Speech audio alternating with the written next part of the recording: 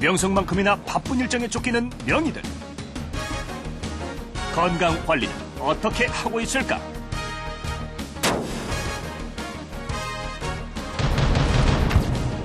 명의들의 식탁.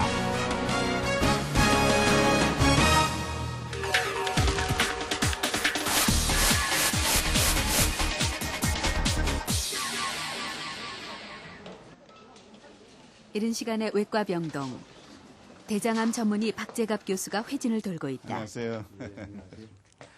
대장암 수술을 앞두고 있는 60대 환자. 무슨 증세가 어땠었어요, 처음에? 처음에 큰 증상은 없었는데 지금 선생님 같은 경우는 이제 가족력도 없잖아요. 예. 근데 담배하고 술을 좋아하셨잖아요. 그죠? 예, 술을. 예, 예. 담배를 피고 술까지 같이 하면은 그 육류가. 효과가 또 육류, 예. 고기 좋아하시고. 예, 예. 그러니까 고기 좋아하고 고기도 영향을 주지만 제일 문제는 담배에다가 술입니다. 예. 담배만 펴도 나쁜데 거기다 술까지 같이 하면 담배에 들어있는 나쁜 성분들이 쏙쏙 다 흡수가 되거든요.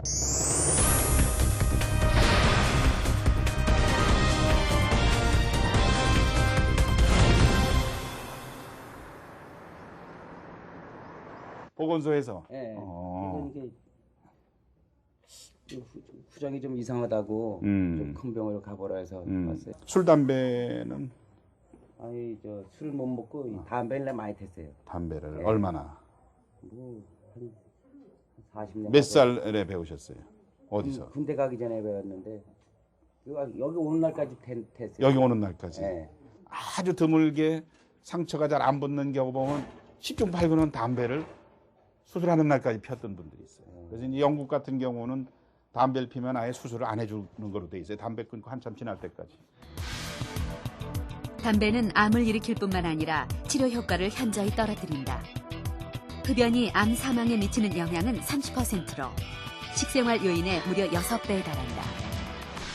담배를 피면은 그 속에 있는 발암물질 흡수돼서 피를 타고 전신을 돌아서 전신에 있는 이제 세포에 영향을 주지요. 영향을 주면서 또 대장에는 음식 찌꺼기, 소화된 노폐물이 지나가기 때문에 담배를 피면서 여러 가지 생활한 사람들은 보면 이상하게도 폴립 숫자도 많고 좀 더 폴립도 여러 개가 또 비교적 젊은 나이에 이렇게 오고 일단 학술적으로도 담배는 흡연은 그 대장암의 발생 빈도를 서너 배 높이는 것은 아주 어떠한 여러 실험에서도 다 밝혀져 있거든요. 금연 전도사로도 불리는 박재갑 교수의 실제 전공 분야는 대장암이다. 항문 가까운 곳에서 암이 발견돼 수술을 받은 이 환자. 이쪽으로 이제 인공항문이 있긴 하지만 결국은 이간에 이제 몇 달 지나서 집어넣으면 항문 정상으로 항문으로 변을 볼 수 있다고요. 그러니까 항문의 입구에서 2cm 그러면은 항문을 살릴 수 없는 거로 돼 있지만 이제는 방사선 치료에 속을 많이 줄이고 또 여러 가지 기술을 써가지고 이제 항문을 살리는 거죠. 방사선 치료도 종양을 줄인 뒤 수술하는 것은 박재갑 교수가 개발한 방법이다. 덕분에 대장암 환자들의 수술 후 만족도가 높다. S자 결장에서 암이 발견된 60대 남자 환자. 대장은 흔히 큰 창자라고 불리는데 약 1.5m 길이로 맹장, 결장, 직장으로 나뉜다. 대장암의 70%는 직장과 S자 결장에서 발생한다. 다음은 복부를 열지 않고 복강경으로 수술하는 환자. 역시 S자 결장에서 암이 발견됐지만 크기가 작아 복강경으로도 수술이 가능하게 됐다. 복강경 수술은 배에 0.5에서 1cm의 구멍을 뚫어 내시경을 집어넣고 모니터를 통해 수술 부위를 관찰하면서 암을 제거한다. 복부 절개를 최소화해 회복이 빠를 뿐만 아니라 수술 흉터도 남지 않는다는 장점이 있다. 대장암은 한국인에게 4번째로 많이 발생하는 암으로 특히 60대에 가장 많이 발생한다. 대장암의 가장 큰 원인은 환경적인 요인으로 육류와 고지방 식품의 섭취가 늘어나면서 환자 수도 급증하고 있다. 식단의 변화로 점점 늘어나는 대장암. 박재갑 교수는 식사를 어떻게 하고 있을까? 박재갑 교수가 단골로 찾아간다는 병원 근처 식당.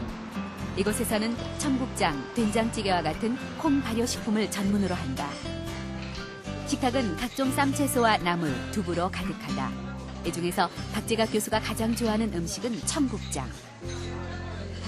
제가 사실 이제 어릴 때 어머니가 끓여준 청국장이 늘 마음속에 있지만 청국장 먹을 때가 제일 속이 편한 것 같아요. 편하기보다도 우선 소화가, 저는 뭐 뭘 먹어도 소화가 잘 되지만 이게 제일 빨리 소화가 되고, 그 다음에 먹으면 그 다음에 뱃속이 바로 또 싹 비워지고, 그래서 저같이 이제 대장을 전문하는 사람 입장에서는 우리나라 사람들이 청국장만 많이 애용해도 변비는 싹 없어지지 않을까 이런 생각도 들고, 단백질 섭취는 뭐 이거로 충분하지 않을까 이런 생각이 듭니다.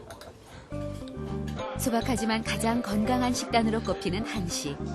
특히 한식의 채소 반찬은 칼로리가 높지 않은 반면 섬유질을 많이 함유하고 있다.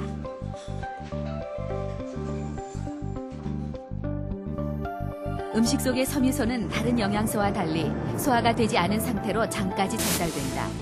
그리고 대장을 통과하는 동안 수분과 발암물질을 빨아들여 대변의 부피를 늘어나게 하고 결과적으로 변의 배출을 돕는다. 매일 청국장을 먹다 보니 그 효능을 직접 체험한다는 박 교수 팀. 처음에는 저희가 젊은 사람들 식성이라서 좀 냄새도 나고 하고 해서 약간 거부감이 있긴 했는데요. 자꾸 식사를 청국장으로 하다 보니까 평소에 이제 변비가 있었던 것도 청국장 먹은 날에는 시원하게 화장실을 갔다 올 수 있고, 지금은 굉장히 청국장이 맛있고 청국장 먹고 나서 배가 아주 편해서 아주 좋습니다. 청국장은 항암식품으로도 알려져 있다.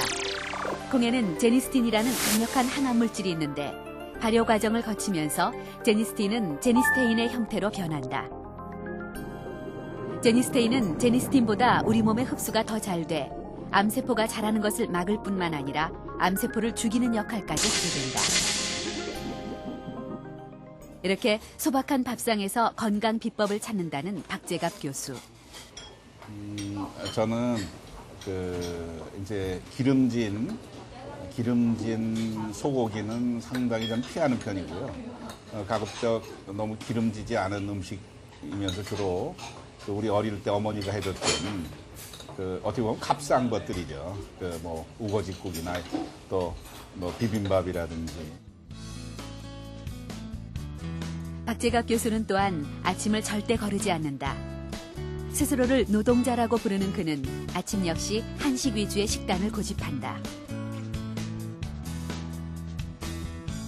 아침은 제가 평생 한 번, 그 전날 제 위에 어른이 뭐 이렇게 해서 할 수 없이 술을 많이 먹을 수밖에 없었던 날, 그 다음 날은 거의 물도 안 넘어가서 그날만 아침을 식사를 못했고 평생 아침을 굶은 적이 없습니다. 왜냐하면은 아침부터 나가면 바로 노동을 해야 되기 때문에, 일을 해야 되기 때문에 굶을 수가 없죠. 그리고 아침 식사도 제 처가 좀 고생을 하지만 매일 우리 한식국, 배추국이나 미역국이나 토란국이나 이런 이제 국에다가 김치, 발효식품이죠. 김치는 늘 곁들여지고 거기다 이제 뭐 건강하다고 그래서 이제 마늘 장아찌나 뭐 마늘을 간장에다 담궈 놓은 거 이런 거에다가, 그러고 나서는 꼭 과일을 사과나 배나 뭐 또 오이 같은 것도 제가 좋아하고요. 일요일 아침 박재갑 교수를 만난 곳은 도심 속의 한 야산이다. 그는 병원 회진 때만큼이나 빠른 걸음으로 산을 오르고 있었다.